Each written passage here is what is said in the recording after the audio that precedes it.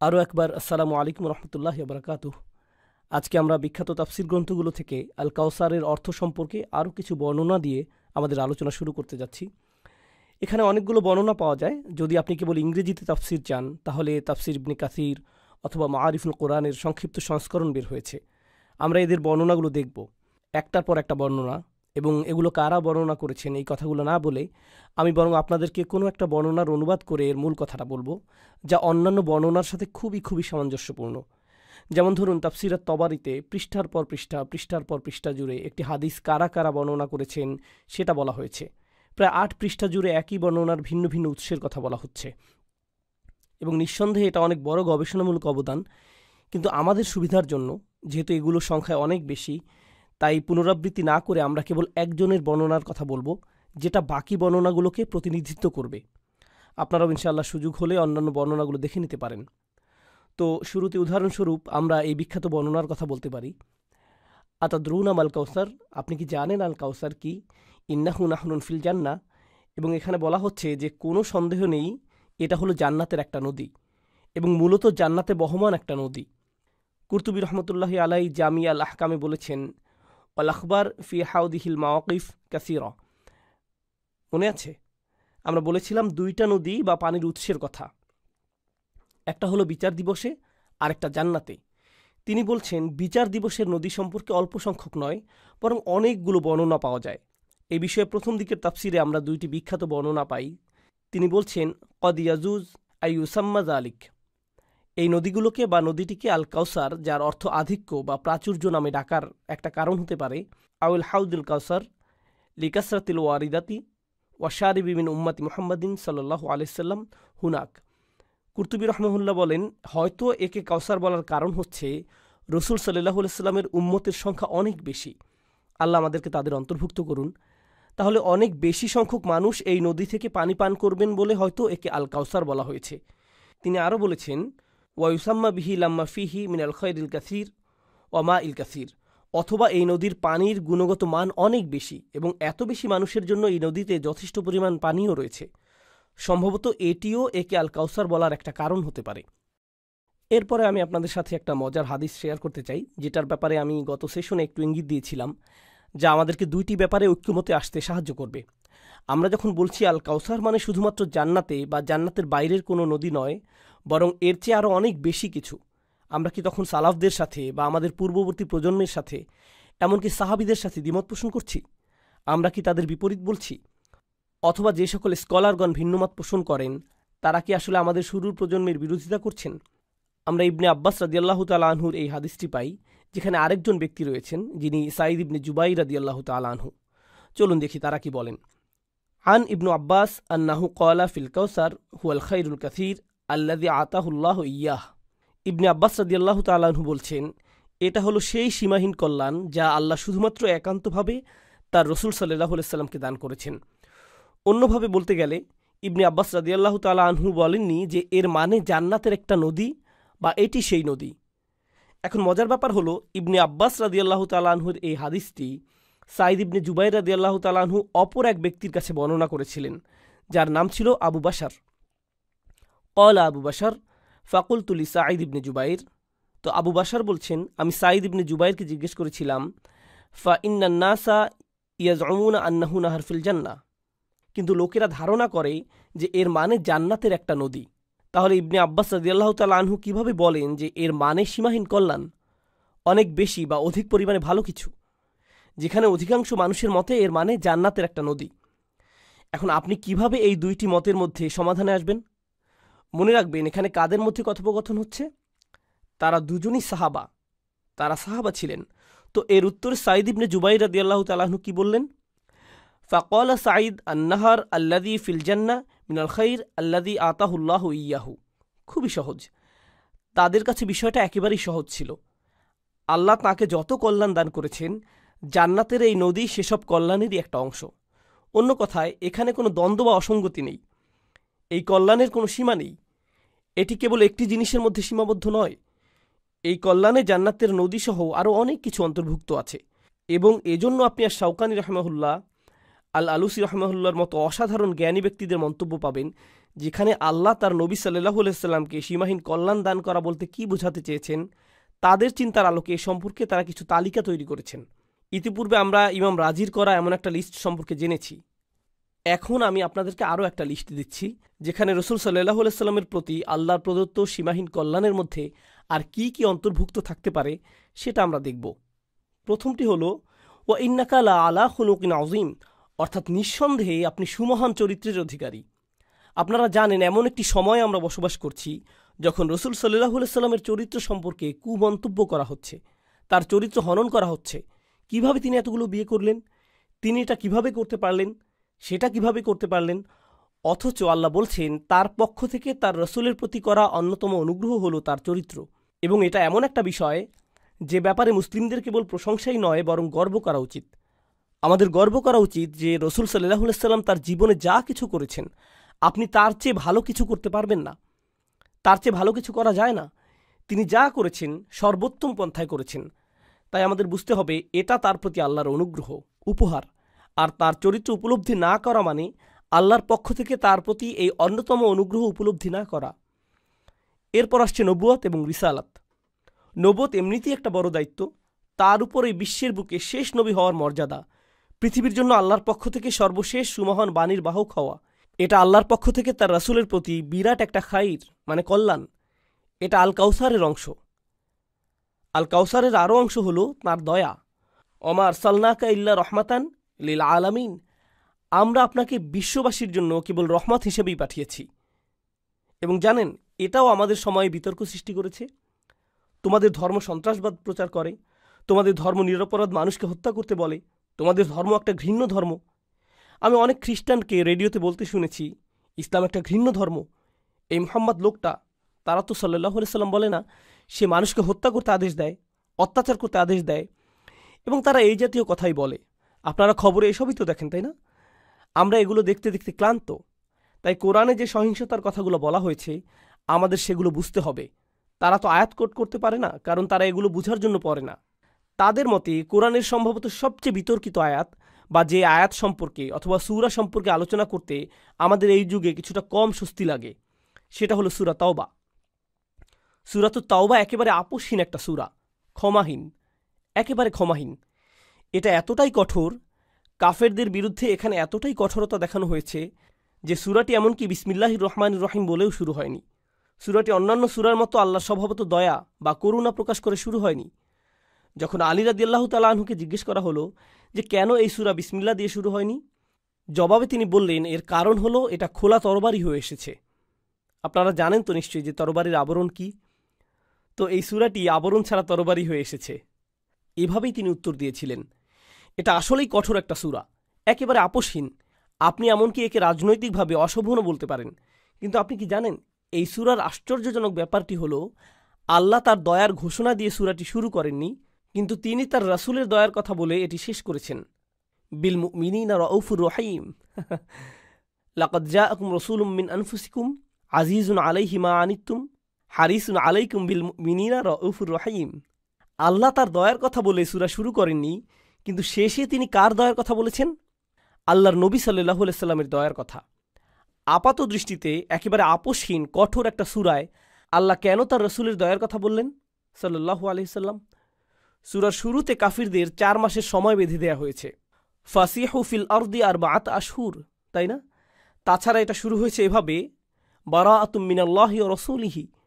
আল্লাহ ঘোষণা করছেন মুশরিকদের জন্য আল্লাহ ও তার রাসূল সাল্লাল্লাহু আলাইহি সাল্লামের কিছুই করার নেই, তাদের সাথে কোনো সম্পর্ক নেই, এবং পৃথিবীতে তারা লাঞ্ছিত আর অপমানিত হবে। তাছাড়া তারা তাদের শত্রুদের বিরুদ্ধে আর বিজয়ী হতে পারবে না। অর্থাৎ কাফেরদেরকে বলা হচ্ছে তোমাদের ভালো সময় শেষ হয়ে এসেছে। ওয়ালামু আন্নাকুম গায়রু মুআজিজিল্লাহ, তোমরা আল্লাহর ফয়সালা থেকে পালাতে পারবে না, তোমাদের সময় শেষ। এটা সত্যি একেবারে আপোষহীন একটা আয়াত। তাহলে কিভাবে এই সূরায় দয়ার কথা আসবে? আমরা আমাদের কোনো খ্রিস্টান বা ইহুদি বন্ধুকে কিভাবে এসবের ব্যাখ্যা দিব? আমি এই বিষয়ে একটু কথা বলবো, কারণ আমাদের এই আয়াতটি বুঝতে হবে, এই সম্পর্কে স্কলারদের মতামত জানতে হবে। তাছাড়া আমাদের এই যুগে এই আয়াত সম্পর্কে মানুষ কি বলে সেগুলো জানার পাশাপাশি তাদের এসব কথার উত্তরে আমরা কি বলবো সেটাও জানা প্রয়োজন। এবং এই উত্তরগুলো আমরা জানবো আমাদের নিজেদের জন্য এবং অন্যান্যদের জানানোর জন্য। দেখুন, আল্লাহ একেবারে সৃষ্টির শুরু থেকে পৃথিবীতে নবী পাঠিয়েছেন, এবং আমরা জানি খ্রিস্টান সহ সকল কিতাবধারীরা এই কথা বিশ্বাস করে যে আল্লাহ যুগে যুগে নবী রাসূল পাঠিয়েছেন। তাহলে নবী রাসূলগণ যখন আসলেন, বেশিরভাগ মানুষ তাদেরকে মেনে নিয়েছিল নাকি মেনে নেয়নি? বেশিরভাগ মানুষ তাদেরকে মেনে নেয়নি। তো অধিকাংশ মানুষ যখন তাদের মেনে নেয়নি এবং অধিকাংশ মানুষ যখন সিদ্ধান্ত নিল যে তারা কুফফার থেকে যাবে, তারা অবিশ্বাসী থেকে যাবে, তখন আল্লাহ আয্যা ওয়া জাল্লা তাদের জন্য শাস্তির ব্যবস্থা করলেন। কেবল আখিরাতের শাস্তি নয়, বরং দুনিয়াবী শাস্তিও। আল্লাহ তাদের ধ্বংস করে দিলেন বন্যার মাধ্যমে, অথবা ভূমিকম্প বা আকাশ থেকে আগুন নিক্ষেপের মাধ্যমে, কিংবা শহরকে উল্টে দেওয়ার মাধ্যমে। কি ভয়ঙ্কর সব শাস্তি! এবং তাদের অপরাধ কি ছিল? তাদের অপরাধ কেবল কুফুর ছিল না, বরং তাদের অপরাধ ছিল নবী রাসূলদের মুখের উপর কুফুর করা। আপনি নবীর সময় বসবাস করে তাকে অস্বীকার করেছেন। এটা এমন ছিল না যে আপনি কেবল তার সম্পর্কে শুনেছেন, বরং আপনি তাকে দেখেছেন, তার কাছাকাছি ছিলেন, তার প্রতিবেশী ছিলেন আপনি, কিন্তু তারপরেও তাকে অস্বীকার করলেন। এবং এমন অস্বীকার আপনি করেই গেলেন দশকের পর দশক, দশকের পর দশক। নূহ আলাইহিস সালামের ক্ষেত্রে শতাব্দীর পর শতাব্দী কেটে গেছে এভাবে। আপনি কোন সাহসে এমনটা করলেন? এই কারণে আপনি শুধু জাহান্নামী শাস্তি পাবেন না, বরং দুনিয়ায়ও শাস্তি পাবেন। বুঝতে পেরেছেন? তাহলে অপরাধটা ছিল নবী রাসূলগণের উপস্থিতিতে তাদের অবিশ্বাস করা। এটাই ছিল অপরাধ। এবং বারবার বারবার আল্লাহ এমন সব জাতিকে ধ্বংস করেছেন যারা এভাবে নবীগণের উপস্থিতিতে তাদের মুখের উপর তাদেরকে অস্বীকার করেছে। এটা আল্লাহর সুন্নাহ, এমনটাই আল্লাহ করে থাকেন। এবং আল্লাহ বলছেন, ওয়ালান তাজিদা লিসুন্নাতিল্লাহি তাবদীলা, অর্থাৎ আল্লাহর বিধানে কোনো পরিবর্তন আপনি দেখতে পাবেন না। এখন একজন খ্রিস্টান কি এই ব্যাপারে একমত হবেন যে যারা অস্বীকার করেছিল এমন বিভিন্ন জাতিকে আল্লাহ ধ্বংস করে দিয়েছেন? অবশ্যই, কারণ তাদের বাইবেলে এসব বর্ণনায় ভরপুর।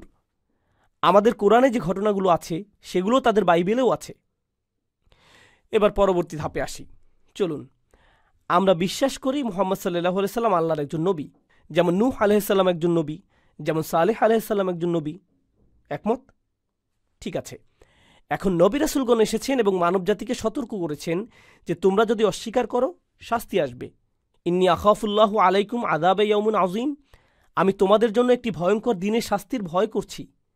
আমি তোমাদের জন্য ভয় পাচ্ছি, তোমাদের জন্য ভয় পাচ্ছি। মানুষগুলো কি এই সতর্কবাণীগুলো গুরুত্বের সাথে নিয়েছিল? না। আমরা গত 10 বছর ধরে তোমাদের এই সতর্কবাণী শুনছি। এখন নিয়ে আসো সেই দিন। কোথায় সেই দিন? আসে না কেন?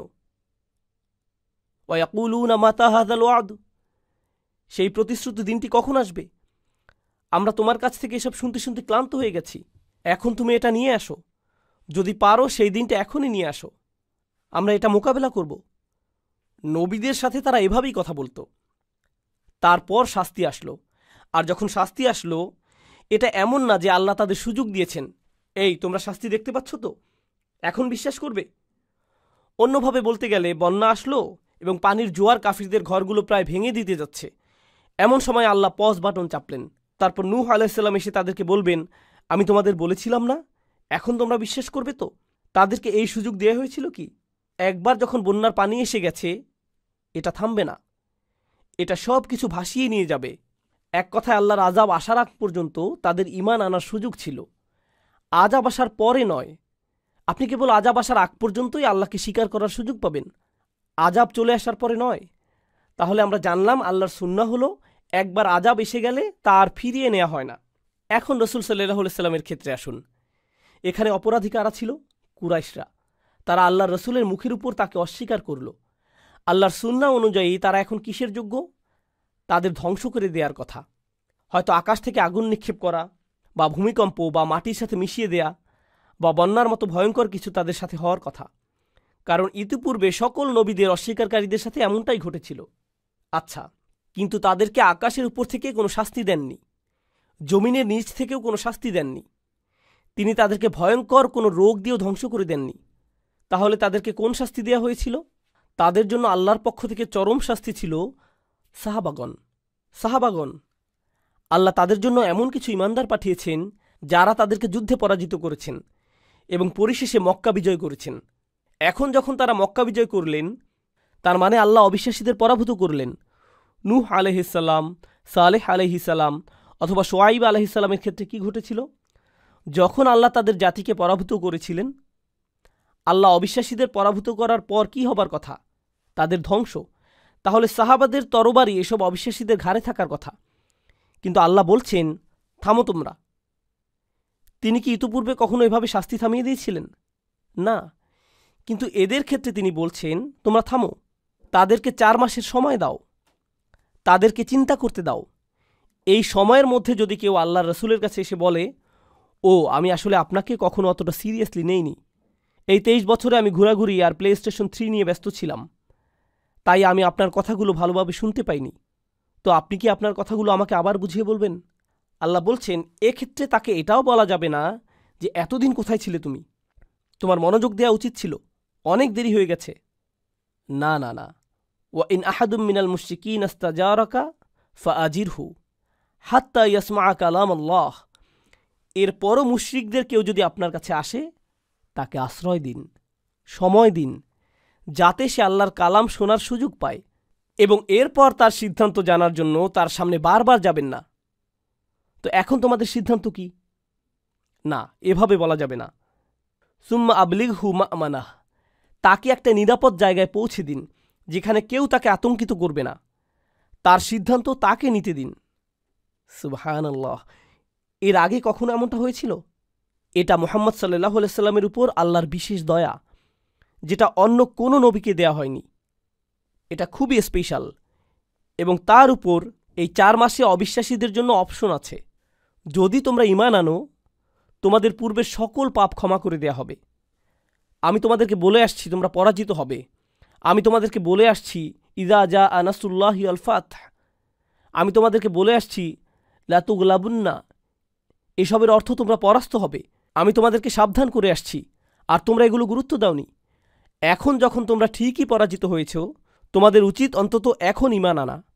আর যদি তোমরা ঈমান আনো, তোমাদের অতীতের সমস্ত গুনার রেকর্ড মুছে দেয়া হবে, একেবারে পরিষ্কার স্লেটের মতো, সম্পূর্ণ নিরাপদ। ঈমানদারদের সমান অধিকার থাকবে, তোমাদের সমান অধিকার। কিন্তু যদি তোমরা ঈমান না আনো, আমি তোমাদের গৃহবন্দী বা এরকম কিছু করব না। তোমরা এখান থেকে চলে যাও, তোমাদেরকে হত্যা করা হবে না। তোমরা শুধু এখান থেকে চলে যাও। তোমরা নিরাপদ মানুষদের হত্যা করেছ, ঘর বাড়ি ছাড়া করেছ, অন্যায় অত্যাচার শোষণ চালিয়েছ। এত সব অপরাধ করার পরও ও কুরাইশ, তোমাদের 4 মাসের সময় দেয়া হলো। হয় তোমরা ঈমান এনে অতীতের সব কিছু ভুলে যাও, অথবা এখান থেকে চলে যাও। আর যদি তোমরা না যাও, তাহলে 4 মাস পর যুদ্ধের জন্য প্রস্তুত হও। আমি জানি না এটাকে দয়া বা করুণা ছাড়া আর কি বলবেন। আর কি বলবেন? সিরাত সম্পর্কে আমাদের পড়াশোনা সত্যিই খুবই কম। যখন আল্লাহ বলছেন ইন্না আতাইনা কাল কাউসার রহমাতাল লিল আলামিন, কোনো জাতিকে ফিরে আসার এমন সুযোগ দেওয়া হয়েছিল? এটা আল্লাহর পক্ষ থেকে অসাধারণ একটা উপহার। আল্লাহ আজ্জা জাল্লার পক্ষ থেকে তার রসুল সাল্লাল্লাহু আলাইহি সাল্লামের প্রতি আরও একটা উপহার হলো কোরআন।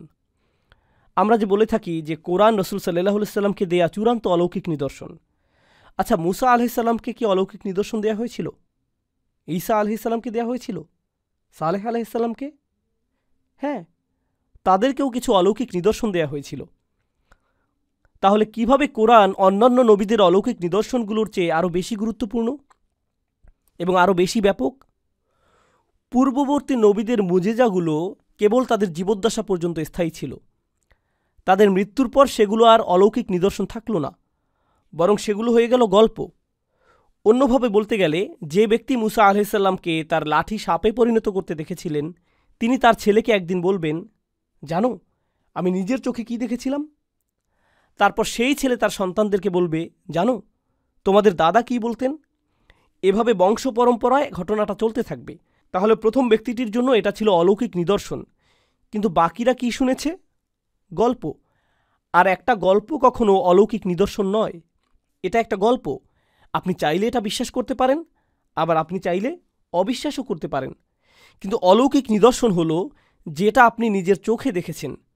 শুধুমাত্র নবী সাল্লাল্লাহু আলাইহি সাল্লামের অলৌকিক নিদর্শনই একমাত্র যেটা অমর হয়ে আছে, এবং এটা এখনও এতটাই সুস্পষ্ট যতটা এটা নাজিলের সময়ে ছিল। এই অলৌকিক নিদর্শন এখনও বিদ্যমান। এর প্রমাণ হলো এই যে কোরআন আল্লাহর বাণী, কোরআনের যত যুক্তি, কোরআনের হুজ্জা সবই এখনও ততটাই নিখুঁত যতটা এটা রাসূল সাল্লাল্লাহু আলাইহি সাল্লামের সময়ে ছিল।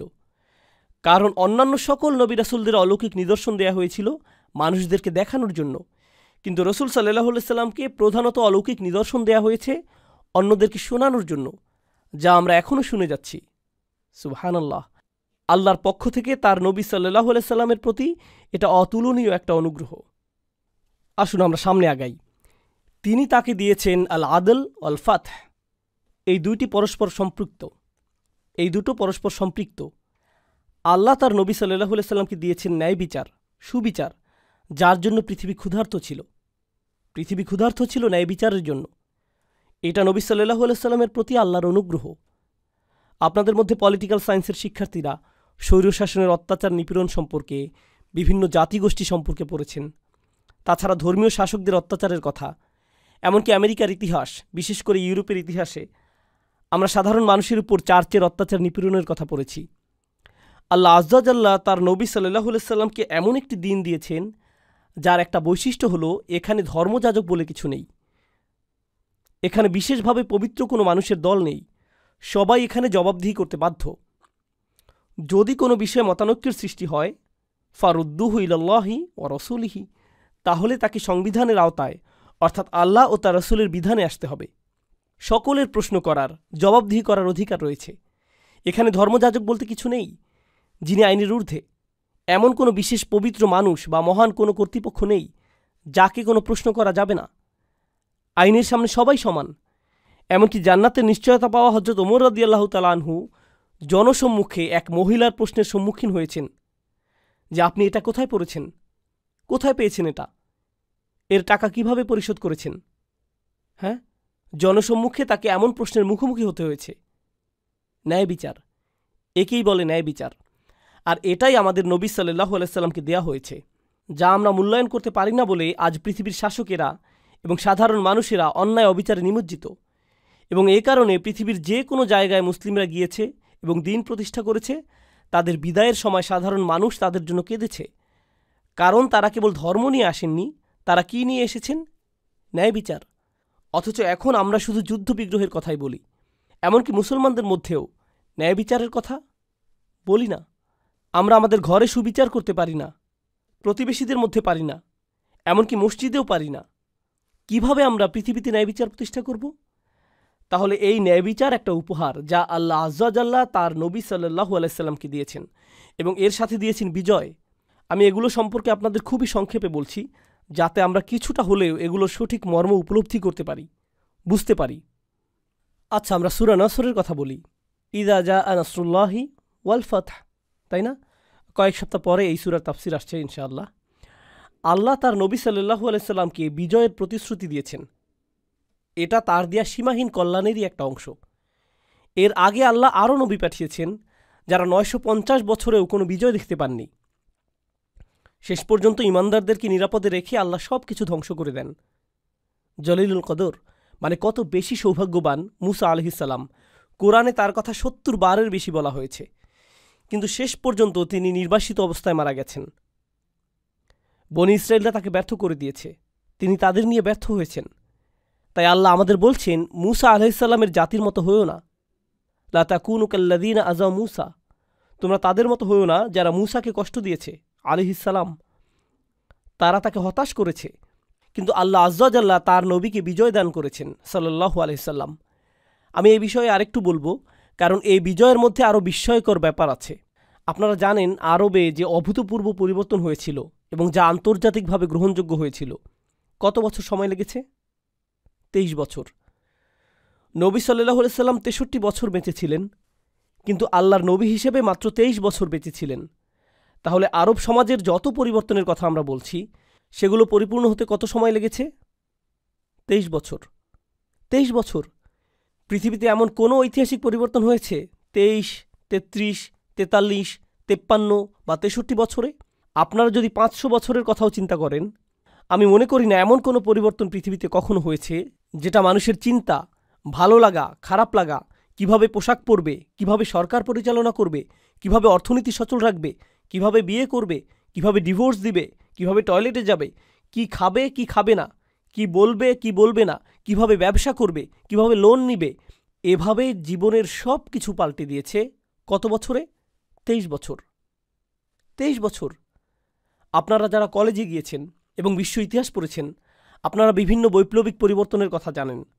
আপনারা রাশিয়ার বলশেভিক রেভলিউশন বা রুশ বিপ্লবের কথা পড়েছেন, ইউরোপের ফরাসি বিপ্লব সম্পর্কে পড়েছেন। এই বিপ্লবগুলো হয় রাজনৈতিক অথবা অর্থনৈতিক ছিল। এগুলো মানুষের নৈতিকতার পরিবর্তন করেনি, মানুষের খাওয়া, ঘুমানো বা পান করার মতো বিষয় পরিবর্তন আনেনি, মানুষের পছন্দ অপছন্দের কোনো পরিবর্তন, এমনকি পোশাক পরিচ্ছদে কোনো পরিবর্তন আনেনি। কেবল একটা বড় পরিবর্তন, আর কিছু না। তাছাড়া এই পরিবর্তন বা বিপ্লব এমন সব মানুষের মাধ্যমে হয়েছে যারা বিভিন্ন দার্শনিকদের বই থেকে এগুলো সম্পর্কে পড়েছে, অথচ এই দার্শনিকেরা এসব পরিবর্তনের বহু আগেই পৃথিবী ছেড়ে চলে গিয়েছেন। আমি আপনাদের শুধু একটা উদাহরণ দিচ্ছি, রুশ বিপ্লব বা কমিউনিস্ট বিপ্লব। আপনারা জানেন এই সাম্যবাদ কার লেখা? Karl Marx. কার্ল মার্কস তিনি কোন দেশের জানেন? তিনি জার্মানির অধিবাসী। রুশ বিপ্লবের ৬০ বছর আগে তিনি মারা গেছেন। তিনি ছিলেন একজন লাইব্রেরিয়ান, একজন লেখক, একজন দার্শনিক। তিনি যখন লাইব্রেরিতে বসে বসে তার বই লিখছেন, কখনো নিশ্চয়ই কল্পনাও করেননি যে তার লেখা পড়ে একে অপরকে হত্যা করবে মানুষ, এবং তার মৃত্যুর ৬০ বছর পর মানুষ একটা দেশে বিপ্লব ঘটাবে, তাই না? তাহলে অন্যভাবে বলতে গেলে ঐতিহাসিক একটা ফর্মুলা হলো, কোনো মতবাদের দার্শনিক কখনো যুদ্ধক্ষেত্রে থাকেন না, এবং এমনকি একজন দার্শনিক তার নিজের দর্শনের জন্য আন্দোলন করেন না। তিনি শুধুমাত্র একজন দার্শনিক। তিনি তার লেখার মাধ্যমে সমাজ পরিবর্তনের জন্য মানুষকে কনভিন্স করতেও চেষ্টা করেন না। তিনি শুধু লেখেন আর লেখেন। এমনকি ফরাসি বিপ্লবের ক্ষেত্রেও আপনারা জানেন ভল্টেয়ার এবং রুশো এই দুইজন লেখক বিপ্লব দেখেননি। ফরাসি বিপ্লবের প্রায় ১০০ বছর আগে তারা তাদের মতবাদ দিয়েছেন। এখন মুহাম্মদ সাল্লাল্লাহু আলাইহি সাল্লামের ক্ষেত্রে কে বক্তব্য দিচ্ছেন? কেই বা যুদ্ধক্ষেত্রে আছেন? আপনারা কল্পনা করতে পারছেন যুদ্ধের একেবারে প্রথম সারিতে কে আছেন? কে মানুষদেরকে আহ্বান করছেন?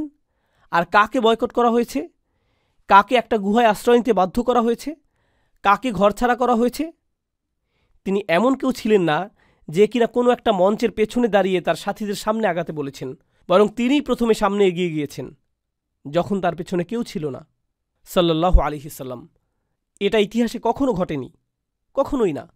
আপনারা পলিটিক্যাল সায়েন্সের প্রফেসর বা হিস্ট্রি প্রফেসরকে জিজ্ঞেস করে দেখতে পারেন। জানেন, আমি মনে করি না অমুসলিমদের কাছ থেকে এই বিষয়টা যাচাই করা বা সমর্থন নেয়ার আমাদের কোনো প্রয়োজন আছে। যেমন আপনারা বিখ্যাত বই দ্য 100 সম্পর্কে জানেন, যেখানে রাসূল সাল্লাল্লাহু আলাইহি সাল্লামকে ১ নম্বরে স্থান দেওয়া হয়েছে, আর আমরা এতে দারুণ গর্ববোধ করি। আসলে এখানে নতুনভাবে গর্বিত হওয়ার কিছু নেই, গর্বিত হওয়ার কিছু নেই। আল্লাহ আমাদের যা দিয়েছেন গর্ব করার জন্য তাই যথেষ্ট, আমাদের জন্য তাই যথেষ্ট। তারা এমনকি তাদের সেকুলার ধ্যান ধারণা থেকে বিশ্লেষণ করেও এটা জানে এবং স্বীকার করে যে পৃথিবীর ইতিহাসে একক বা দলীয় পর্যায়ে অন্য কোনো বৈপ্লবিক পরিবর্তন নেই যা এভাবে একাধারে রাজনৈতিক, সামাজিক, অর্থনৈতিক, আধ্যাত্মিক এবং নৈতিক পরিবর্তন সাধন করেছে। নবী সাল্লাল্লাহু আলাইহি সাল্লামকে ১ নম্বরে রাখার যথেষ্ট কারণ আছে। তাদের কাছে আর কোনো বিকল্প ছিল না, তার কোনো বিকল্প নেই, কোনো বিকল্প নেই।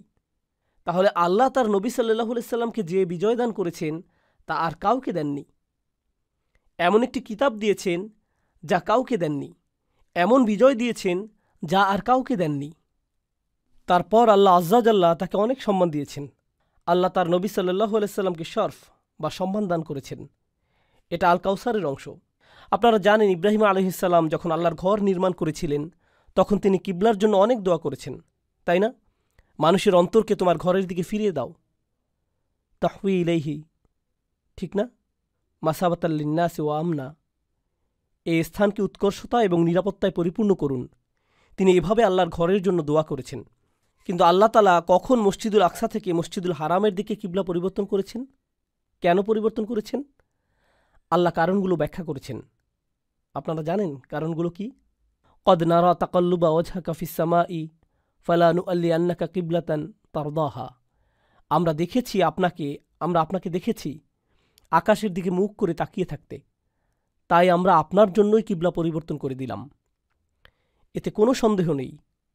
ফালা নুআল্লিয়ান্নাকা, আমরা শপথ করে বলছি নিশ্চয়ই আমরা আপনার জন্যই কিবলা পরিবর্তন করে দিচ্ছি। কেন? কারণ আপনি আকাশের দিকে তাকিয়েছিলেন। আপনি আল্লাহকে সরাসরি কিছু বলেননি, তিনি সাল্লাল্লাহু আলাইহি সাল্লাম সরাসরি কিছু বলেননি, তিনি এই ব্যাপারে দোয়াও করেননি। তিনি শুধু একটু বিষণ্ণভাবে আকাশের দিকে তাকিয়েছিলেন। আর তারপর আয়াত নাজিল হলো যে দেখুন কিবলা পরিবর্তন হয়ে গেছে। আপনি খুশি তো? তারদাহা, যাতে আপনি খুশি হন, সন্তুষ্ট হন। এই একটা ঘটনার মাধ্যমে সারা পৃথিবীর ইতিহাস পাল্টে গেছে। মানব ইতিহাসে শত কোটি মানুষের ইবাদতের দিক পরিবর্তন হয়ে গেছে। আর এই ঘটনার পেছনে কারণ ছিল আল্লাহর নবী সাল্লাল্লাহু আলাইহি সাল্লামের মুখে হাসি ফুটানো। ইন্না আতাইনা কাল কাউসার। আমরা কেমন কাউসার অর্থাৎ সীমাহীন নিয়ামতের কথা বলছি। আল্লাহ তার নবী সাল্লাল্লাহু আলাইহি সাল্লামকে যা কিছু দান করেছেন তা সত্যিই অসাধারণ। আমরা ইতিমধ্যে গত পর্বে ওয়ারাফা'না লাকা যিকরাক সম্পর্কে আলোচনা করেছি। এরপর আসছে মাকামাম মাহমুদা। আসা আইয়া বাআসাকা রব্বুকা মাকামাম মাহমুদা। বিশেষ একটা স্থান বা মর্যাদা আল্লাহ তার নবী সাল্লাল্লাহু আলাইহি সাল্লামকে দিয়েছেন। আল্লাহর পক্ষ থেকে তার নবী সাল্লাল্লাহু আলাইহি সাল্লামকে দেওয়া আরেকটি অনন্য উপহার হলো তার সাহাবীগণ। তাই না? আল্লাহ আজ্জা জাল্লা এই মানুষটাকে এমন সব অনুসারী দিয়েছেন যারা এক কথায় অতুলনীয়। পৃথিবীর কোনো নেতার এমন অনুসারী ছিল না। তাছাড়া বড় বড় নেতারা বিশাল বিশাল স্থাপনা, ভাস্কর্য, বড় বড় দালান কোঠা, রাস্তাঘাট, পতাকা ইত্যাদি তৈরি করেন, তাই না? আপনি কি অর্জন করেছেন? কি কাজ করেছেন? আমি এটা করেছি। আমি এই বিশাল ওয়ালটা নির্মাণ করেছি, এই টাওয়ারের উপরে এই ভাস্কর্যটা বানিয়েছি। আর আমাদের নবী সাল্লাল্লাহু আলাইহি সাল্লাম কি রেখে গেছেন? কোন ভাস্কর্য? কোন স্থাপনা? কোন মহাসড়ক? কোন বিশ্ববিদ্যালয়? কি রেখে গেছেন তিনি? তিনি রেখে গেছেন এমন সব সাহাবা যারা পুরো পৃথিবীটা পাল্টে দিয়েছিল। এটা নিঃসন্দেহে আল্লাহর পক্ষ থেকে তার নবীর জন্য একটা উপহার। মুহাম্মদুর রাসূলুল্লাহ আল্লাযীনা মাআহু আশিদ্দাউ আলাল কুফফারি রুহামাউ বাইনাহুম। এরপর আল্লাহর আরও একটি অন্যতম অনুগ্রহ ওয়াল্লাহি, যেটা সূরা তাওবা এসেছে। এই সূরায় দুর্বল ঈমানদারদের উপর আল্লাহর অসন্তুষ্টির কথা বলা হয়েছে। তখনকার সময় সত্যিকারের ঈমানদারও ছিল, দুর্বল ঈমানদারও ছিল। কিছু সাহাবীর ঈমান এতটাই দুর্বল ছিল যে তারা ঈমানদার হওয়ার ভান করত। তারা মূলত মুনাফিক ছিল। তাদের উচিত ছিল নবী সাল্লাল্লাহু আলাইহি সাল্লামকে সাহায্য করা। তাদের উদ্দেশ্যে আল্লাহ বলছেন, ইল্লা তানসুরুহু, যদি তোমরা তাকে সাহায্য না করো, ফাকাদ নাসারাহুল্লাহ, আল্লাহ তাকে ইতিমধ্যে সাহায্য করেছেন। তোমাদের সাহায্য করার দরকার নেই। আল্লাহর পক্ষ থেকে কি অসাধারণ উপহার! আল্লাহ সাহাবাদের বলছেন, তোমরা যদি তার কাজে সাহায্য নাও করো, তার কাজ চলতে থাকবে, কারণ আল্লাহর সাহায্য ইতিমধ্যে তার সাথে আছে। সুবহানাল্লাহ।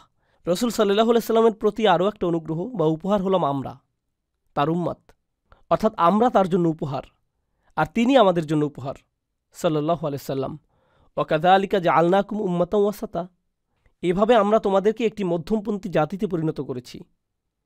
লিতাকুনু শুহাদা আলান নাস ওয়া ইয়াকুনার রাসূলু আলাইকুম শাহিদা।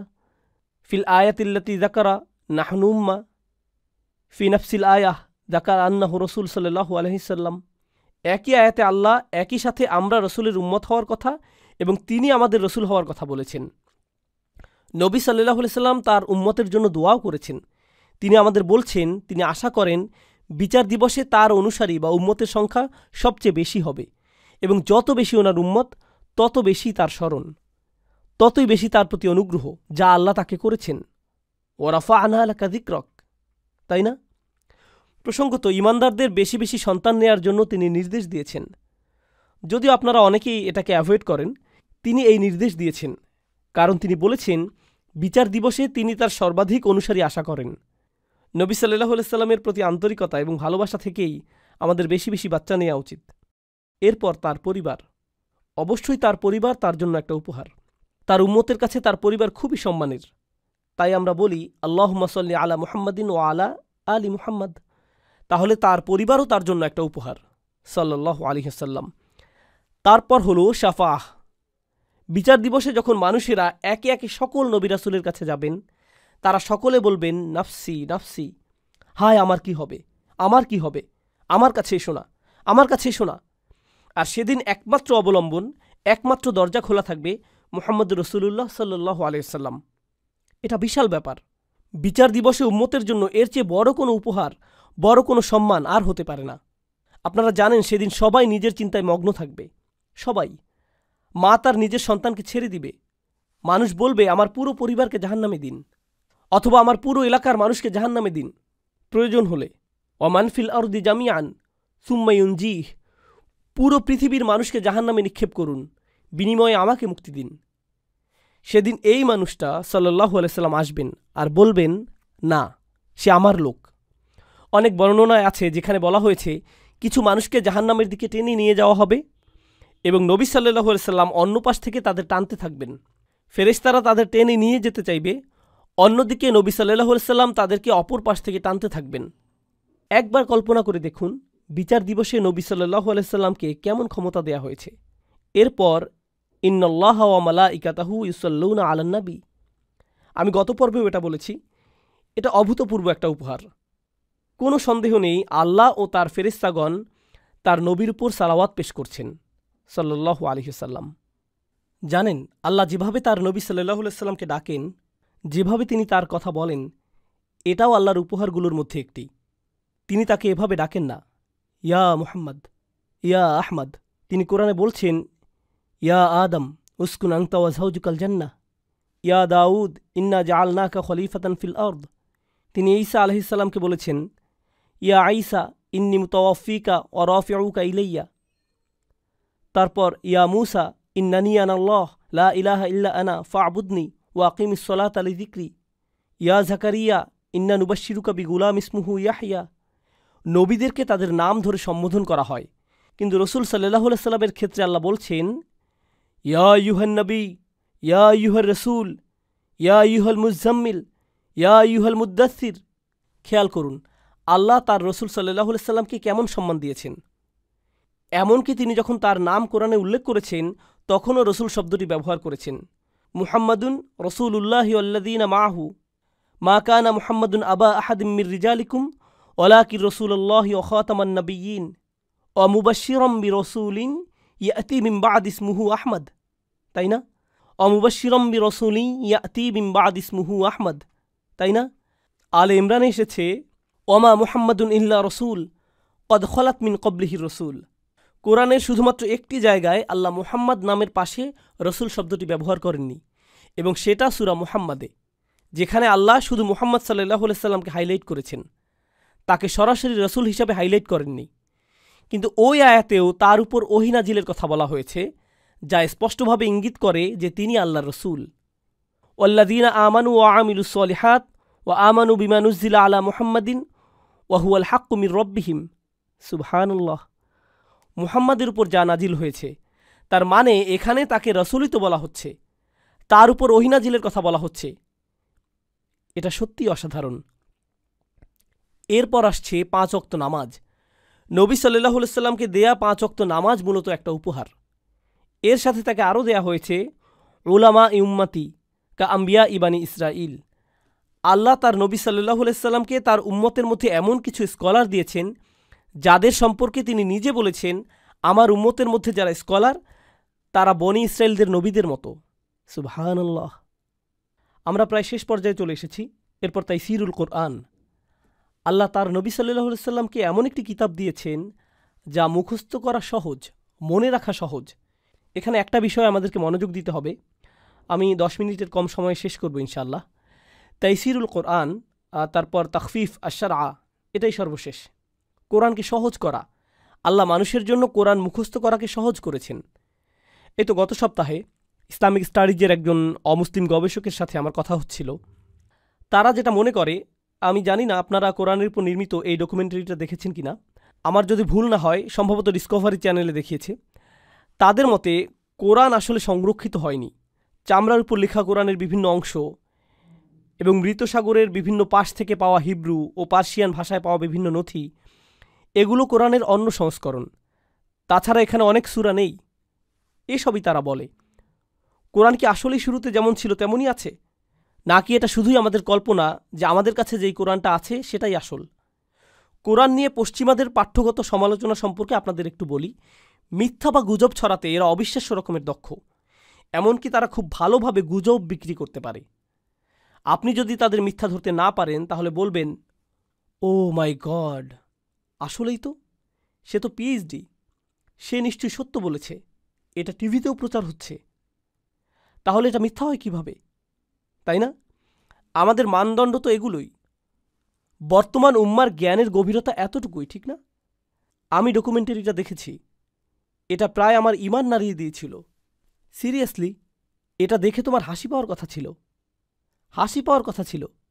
যখন কেউ সূর্যের দিকে থুতু দেয়, এটা তাদের নিজেদের মুখে এসে পড়ে। এটাই তারা করেছে, তাদের নিজেদের মুখে থুতু দিয়েছে। আমি এই বিষয়ে একটু বলতে চাই।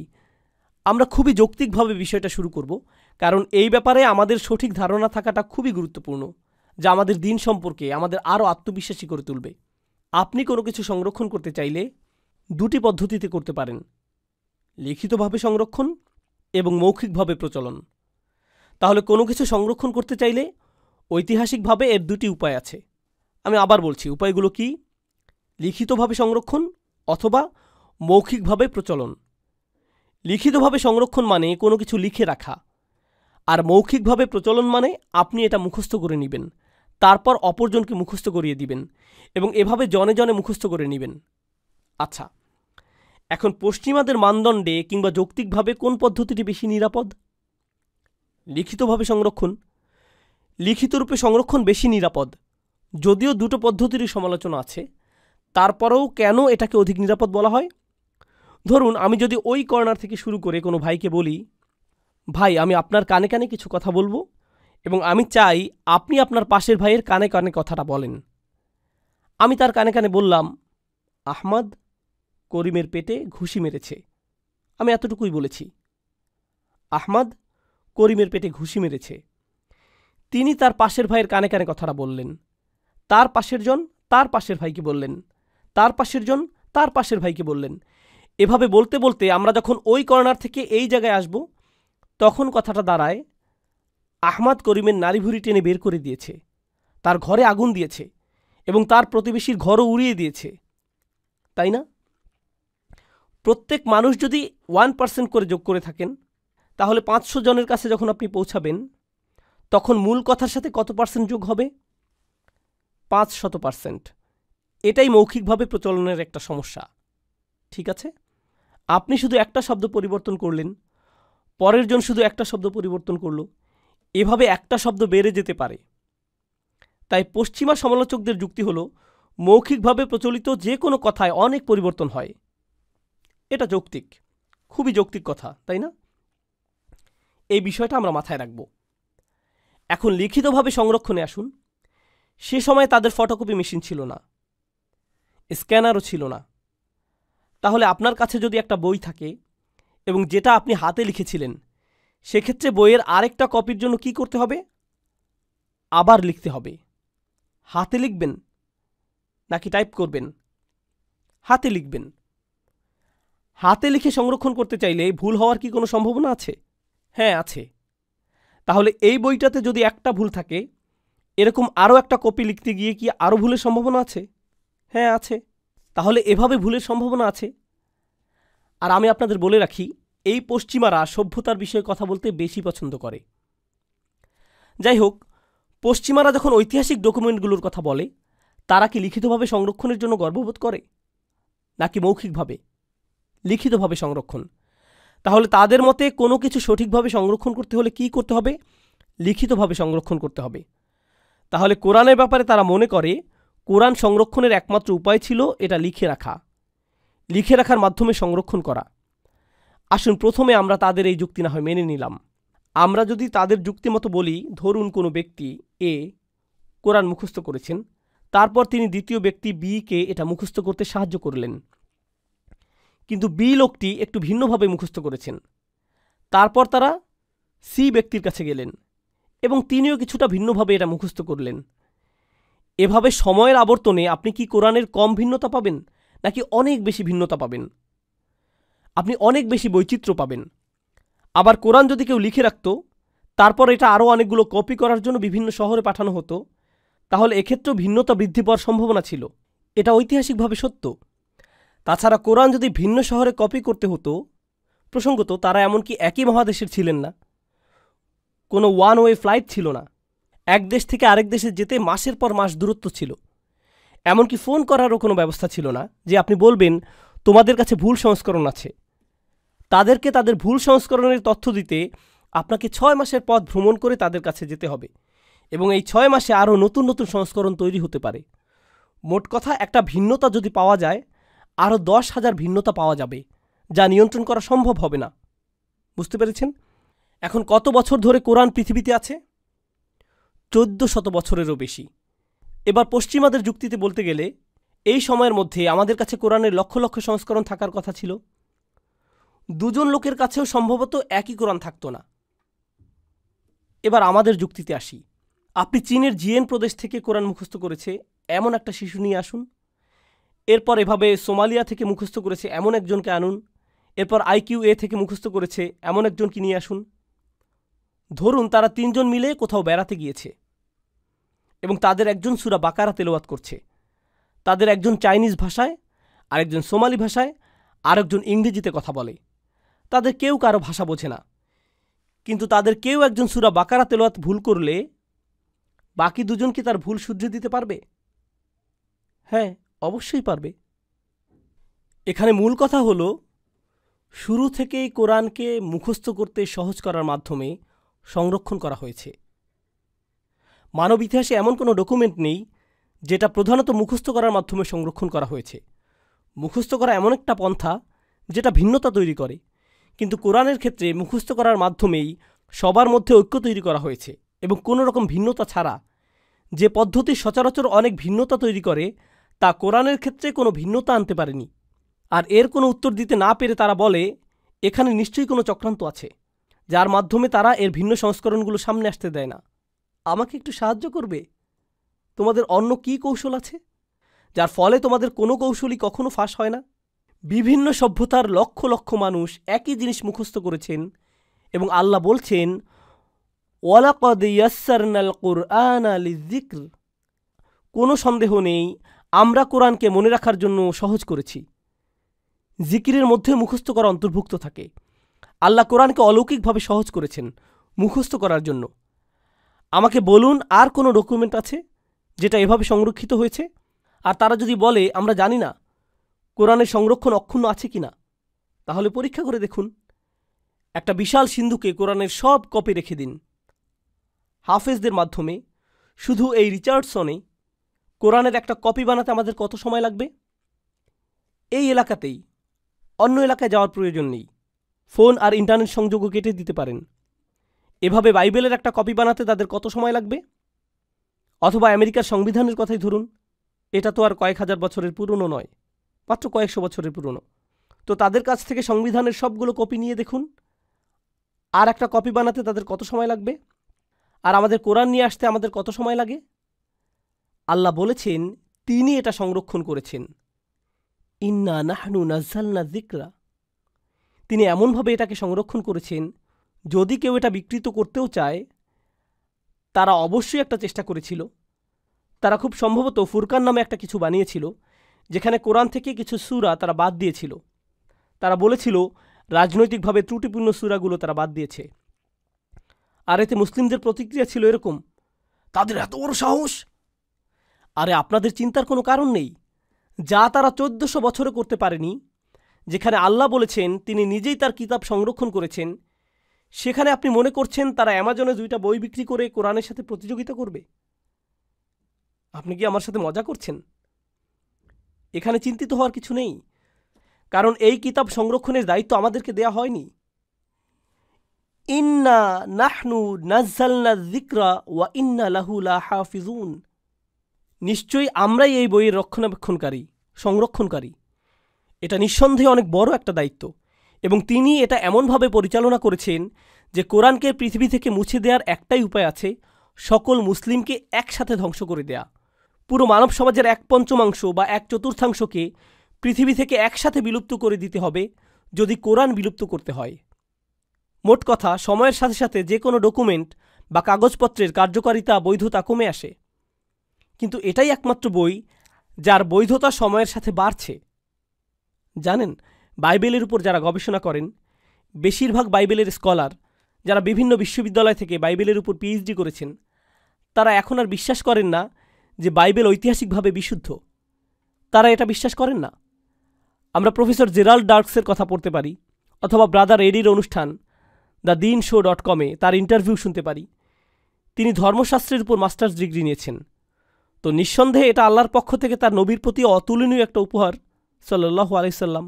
আপনি চাইলেও এর কোনো ক্ষতি করতে পারবেন না। নবীজি সাল্লাল্লাহু আলাইহি সাল্লাম চিন্তায় পড়ে যেতেন, আমি যদি আয়াতগুলো ভুলে যাই।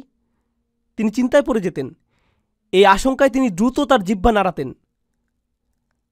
লা তুহাররিক বিহি লিসানাকা লিতাআজালা বিহ।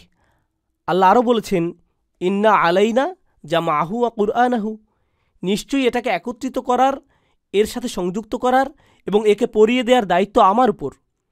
দেখুন আল্লাহ কিভাবে তার নবী সাল্লাল্লাহু আলাইহি সাল্লামের কাঁধ থেকে দায়িত্বের বোঝা নামিয়ে দিয়েছেন। তার কাঁধ থেকে দায়িত্বের বোঝা নামিয়ে দিয়েছেন।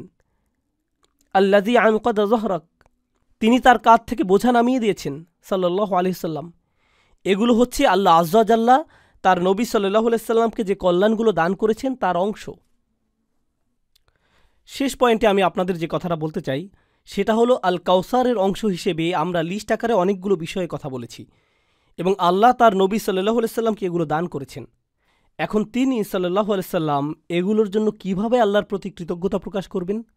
আপনারা জানেন কাজ অনুযায়ী প্রতিক্রিয়া করা উচিত। এখন আপনি এই সীমাহীন উপহার পাওয়ার বিপরীতে কি করবেন? যখন কেউ আপনার অনেক বড় কোনো উপকার করে, আপনি বলেন, আমি জানি না, আমি বুঝতে পারছি না, আমি কি বলবো। আপনি যেন হারিয়ে যান। আমি সত্যিই জানি না এটার জন্য আমি কি করতে পারি। আমি কখনোই আপনার ঋণ শোধ করতে পারবো না, তাই না? আমরা যখন আল্লাহ তার নবী সাল্লাল্লাহু আলাইহি সাল্লামকে যা যা দিয়েছেন সেগুলোর গুরুত্ব উপলব্ধি করি, তখন আমাদের মনে প্রশ্ন আসে যে নবী সাল্লাল্লাহু আলাইহি সাল্লাম কীভাবে এগুলোর জন্য কৃতজ্ঞতা প্রকাশ করবেন? আল্লাহ তার কাছ থেকে কি আশা করতে পারেন? আল্লাহ তাকে বলছেন, ফাসল্লি, নামাজ পড়ুন, সালাত আদায় করুন। তাহলে সালাত হলো আল্লাহর প্রতি কৃতজ্ঞতা প্রকাশের প্রথম কাজ। কৃতজ্ঞতা প্রকাশের প্রথম কাজ। তিনি বলেননি ওয়াশকুর, আমি তোমাকে অনেক বেশি কিছু দিয়েছি তাই কৃতজ্ঞতা প্রকাশ করো। ওয়াশকুর রব্বাক, না। তোমার রবের প্রশংসা করো, না। তোমার রবের ইবাদত করো আর কুরবানি করো। প্রসঙ্গত এই কাজগুলো ইব্রাহিম আলাইহিস সালাম করতেন। ইব্রাহিম আলাইহিস সালামের ধারা ছিল নামাজ পড়া এবং কুরবানি করা। আর আল্লাহ আযজা ওয়া জাল্লা তার সম্পর্কে কি বলেছেন জানেন? শাকিরাল লিআনউমিহি, তিনি আল্লাহর অনুগ্রহের প্রতি কৃতজ্ঞ ছিলেন। আর তিনি কিভাবে কৃতজ্ঞতা প্রকাশ করেছেন? নামাজ এবং কুরবানি করার মাধ্যমে। নামাজ এবং কুরবানি করা, এবং এই দুইটি কাজের কথাই নবী সাল্লাল্লাহু আলাইহি সাল্লামকে বলা হয়েছে। এভাবে আমরা দৈনিক 5 বার যে কার্ডিওভাস্কুলার এক্সারসাইজ করি তা নতুনভাবে মূল্যায়ন করতে পারি। আসলে আল্লাহর কাছে নামাজের মূল্য কী, নামাজের গুরুত্ব কী। একদিক দিয়ে তিনি রেখেছেন আল কাউসার, অন্যদিকে তিনি রেখেছেন সালাত। সুবহানাল্লাহ, কি অসাধারণ উপহার উম্মার জন্য, কি অসামান্য উপহার। বিচার দিবসে আমাদের পরিত্রাণের জন্য এটা অনেক বড় ব্যাপার। প্রথম যে প্রশ্নটা করা হবে সেটা হলো সালাত, এবং এর পেছনে যথেষ্ট কারণ আছে, যথেষ্ট কারণ আছে। আল্লাহ আযজা ওয়া জাল্লা আমাদেরকে তার কথার সঠিক ধারণা দান করুন। আল্লাহ আযজা ওয়া জাল্লা আমাদের কাছ থেকে তার কথার ভুল ধারণা দূর করে দিন। আমরা তার কাছে কোরআনের সঠিক অর্থ বোঝার পাশাপাশি কোরআনের মাধ্যমে আমাদের জীবন পরিচালনার সুযোগ ভিক্ষা চাই, এবং আমাদের কোরআন অধ্যয়ন, মুখস্থ করা, শুদ্ধভাবে তিলাওয়াত করা এবং কোরআন অনুযায়ী আমল করা, এই সব কাজ যেন বিচার দিবসে আমাদের মুক্তির কারণ হয়। এই কাজগুলো যাতে আমাদের বিপক্ষে না যায়। বারাকাল্লাহু লি ওয়া লাকুম ফিল কুরআনিল হাকিম ওয়া নাফা'নি ওয়া ইয়্যাকুম বিল আয়াতি ওয়াজ যিকরিল হাকিম। আসসালামু আলাইকুম ওয়া রাহমাতুল্লাহি ওয়া বারাকাতুহু।